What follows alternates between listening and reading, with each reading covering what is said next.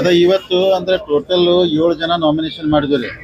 ಒಂದು ನಿಪ್ಪಾನಿಂದ ಅನ್ನಸಬ್ ಜೊಲ್ಲೆ ಅವ್ರಿ, ರಾಯಬಾಗದಿಂದ ಅಪ್ಪಸಬ್ ಕುಲಗೋಡೆ ಅವ್ರಿ, ಯರಗಟ್ಟಿಂದ ವಿಶ್ವಾಸ್ ವೈದ್ ಅವ್ರಿ, ಸೌದತ್ತಿಂದ ವಿರೂಪಾಕ್ಷಿ ಮಾಮ್ನಿ ಅವ್ರಿ, ಬೈಲೊಂದಿಂದ ಮಾಂತೇಶ್ ದೊಡ್ಡಗೌಡ ಅವರು, ಕಿತ್ತೂರದಿಂದ ವಿಕ್ರಮ್ ಇನಾಮ್ದಾರ್, ಖಾನಾಪುರದಿಂದ ಅರವಿಂದ್ ಪಾಟೀಲ್. ಇವತ್ತು ಟೋಟಲ್ 7 ಮಂದಿ ನಾಮಿನೇಷನ್ ಮಾಡಿದ್ರಿ. ಇನ್ನು 6 ಜನನು 11ನೇ ತಾರೀಕು ಮಾಡ್ತಾರೆ. ಅಂದ್ರೆ ಟೋಟಲ್ ನಾವು 13 ಸೀಟ್ಗೆ ಇಲೆಕ್ಷನ್ ಆಗ್ತಾ ಇದ್ರಿ. ಇವತ್ತೇಳು ಅವತ್ತು 6 ಅಂದ್ರೆ 13 ಸೀಟ್ಗೆ ನಾವು ಇಲೆಕ್ಷನ್ ಮಾಡ್ತಾ ಇದ್ವಿ. ಅದಕ್ಕೆ ಇವತ್ತೆಲ್ಲರೂ ನಾವು ಅಂದ್ರೆ ಮೊದಲ ಮಾತಾಡ್ಕೊಂಡು ಇವತ್ತು 11 ಮಾಡೋದು ಡಿಸೈಡ್ ಮಾಡಿದ್ರಿ. 7 ಜನ ನಿಂತರು, ಟೋಟಲ್ 13 ಜನ ನಮ್ಮ ಪ್ಯಾನಲ್ದಿಂದ ನಾವು ನಿಲ್ಲಿಸ್ತೇವೆ.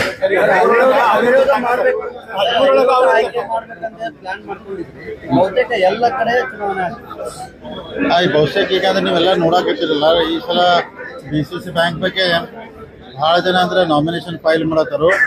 ಅವಿರೋಧ ಆಗ್ತೋ ಇಲ್ಲೂ ಗೊತ್ತಿಲ್ಲ ರೀ. ನೋಡೋಣ 11 ತಾರೀಕಿಗೆ 3 ಗಂಟೆಗೆ ಲಾಸ್ಟ್ ಟೈಮಿಂಗ್ ಐತಿ.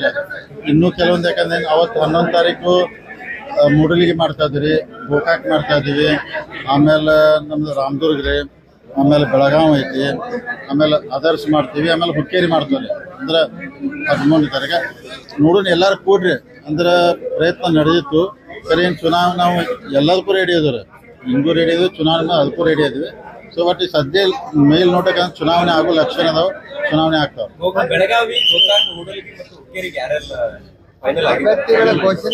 ಇನ್ನೂ ಆಗಿಲ್ಲ. ಹುಕ್ಕೇರಿ ಆಲ್ರೆಡಿ ರಾಜೇಂದ್ರ ಪಾಟೀಲ್ ಹೇಳಿದಿಲ್ಲ ನಾವು ಅವ್ರನ್ನ ಕ್ಯಾಂಡಿಡೇಟ್. ಆದ್ರೆ ಮೂಡಲಿಗೆ ಆಗಿಲ್ಲ, ಗೋಕಾಕ್ ಆಗಿಲ್ರಿ, ಬೆಳಗಾಂ ಆಗಿಲ್ಲ, ಅದರ್ಸ್ ಆಗಿಲ್ಲ. ಸೊ ಅದನ್ನ ಆಮೇಲೆ ಫೈನಲ್